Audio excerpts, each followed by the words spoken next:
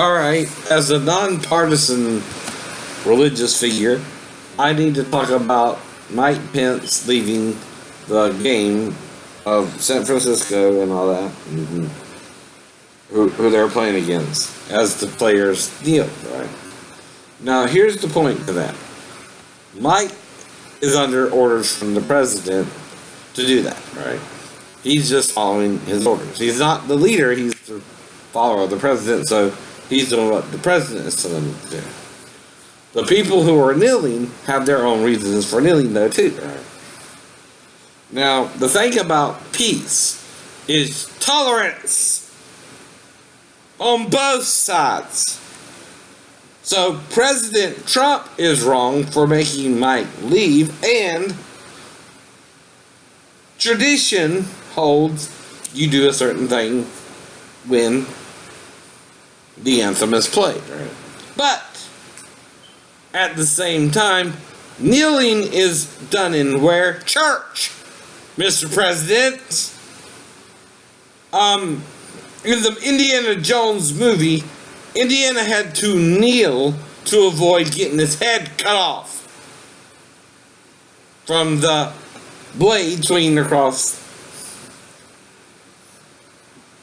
the entryway he was about to enter into. Right?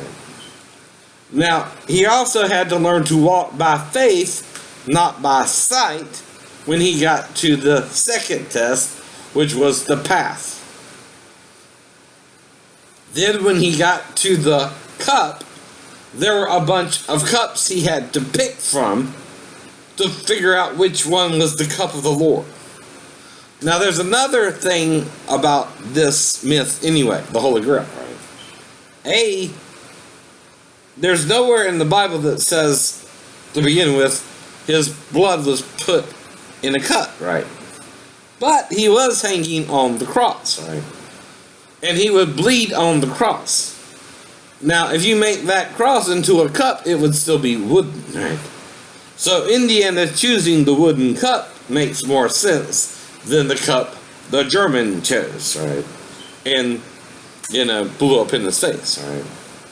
Now, the point is what? Perspective. Kneeling is not an illegal act in the United States. Is it, Mr. President? Nor is leaving a game. You can leave a game at any time during the game, though you still bought your ticket, idiot. You just won't see the whole game. That's your choice. Because President Trump told you to, right? If they were to kneel. Well, what about a new tradition where some players can kneel for the anthem and some players can stand for the anthem? Antichrist motherfuckers. Unbending, unwilling, one way or the highway type mentality. I don't know who that would be. Do you? Yeah. Tyrannical, my way or the highway type mentality. If you don't do it my way, you're wrong. You're wrong. And you should be incarcerated or kicked out of our country, right? This is our America, not yours. Right? We're the only ones who can determine what you can do at a football game during the anthem. And we already determined you have to put your hand over your heart this way, not this way, but this way. And your right hand, not your left hand. You can't do it no differently.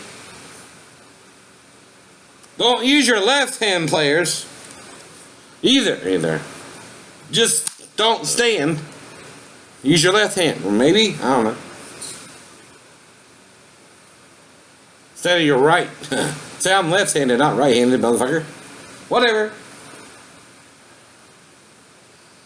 Now, wisdom is known by all her children. And is not looking for a fight, but will stand up for the truth and do the right things, players. And there's always a way out. Even if they're being dicks about things. Use your head, not your heart, sometimes too, right? Think about what you're doing and find a more peaceful way, right? If that's not working what you're doing now. So I understand what you mean some people just are stubborn, right? And you can't help the stubborn, left or right-handed. We all salute the flag, right? And we all stand while saluting the flag. I'm ambidextrous sometimes. I learned to write a little bit with my left hand. Am I right? That's the point, right? Not saying I'm better with it at the left, but again, because my stepdad was left-handed, I tried to learn to write with my left hand a little bit, right? When I was in school. Not saying I'm the best writer with my left hand, but all that means is you're ambidextrous. You can use either hand to cover your heart and stand for the anthem still as a protest too, right? Whatever. I mean, let's not start World War III over the whole thing either. Or North Korea or anything like that either. Now, President Trump still needs Congress to sign off for a nuclear strike. So don't worry about that, North Korea or China or Russia. He can't just, blow North Korea up. Even though he's talking like a big blowhard. The biggest bomb he can drop is the mother of all bombs, which is TNT, right? What they don't want him to do is the nuclear stuff without approval from who? Congress and the Senate. So he's just a big blowhard, that's all he is. Let him and dumbass over there in Korea argue with each other. And again, you're both dumbasses, alright? You're both stupid. There's a reason we stopped the nuclear testing to begin with. Something is affecting the ozone layer, dumbasses. Sure, it's, hairspray and fluorocarbons. Not the nuclear tests we were doing all over the place. That wouldn't cause the ozone layer to deplete. And that's not why North Korea, we don't want you testing it. Even underground, you can cause problems for the land on top of it. Even if you're going so many feet down, you're drilling a large hole in the earth, then exploding a bomb in it, and causing an earthquake. Right. Well, again, China, aren't you having earthquakes and things like that? And North Korea is blowing up bombs, nuclear warheads inside the mother of us all, the earth. But you're letting them do it, and whatever, I don't care. You don't care. We're having tsunamis, hurricanes, all kind of shit.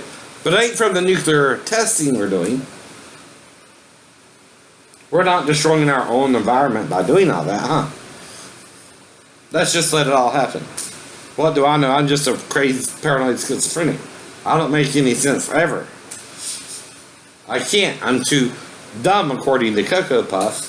I don't have a logical bone in my body, but she's acting like the little girl pointing at the devil in the Salem's witch trials, while the woman's quoting the Lord's Prayer. Who's crazier or more delusional? The girl seeing the demon behind the woman, or the woman quoting the Lord's Prayer from the Bible? Wonder who is more crazier? And the delusional girl who thinks she sees a demon whispering in the woman's ear, according to psychology and psychiatry, or the woman who read the Lord's Prayer and studied it and memorized it. Doctors, who would be more crazy? The guy who's reading from the Nag Hammadi Library and tells you things they don't tell you in church, right? And reading the Bible more than one time. Or the guys in the church who just tell you what you want to hear. Focusing on the scriptures they think are important, but you never see them read to you the whole Bible from the pulpit. Is that because, like with the Jews or the Muslims or the Christians, it would contradict their message? I don't know. I've read the Bible 5 times. I've read the Quran a little bit, and some of the Talmud a little bit. But nowhere does any one religion say we're to just murder each other in cold blood. We're to give people a chance to convert too, right? Well, how long is your conversion process? You know, how long do you give a person to understand your religion? Things of that nature.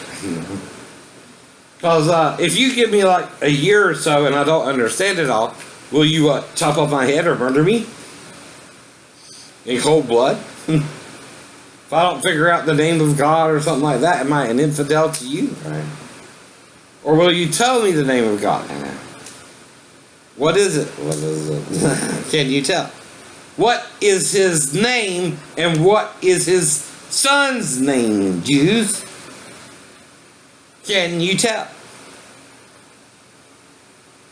I don't know either. Have a nice day.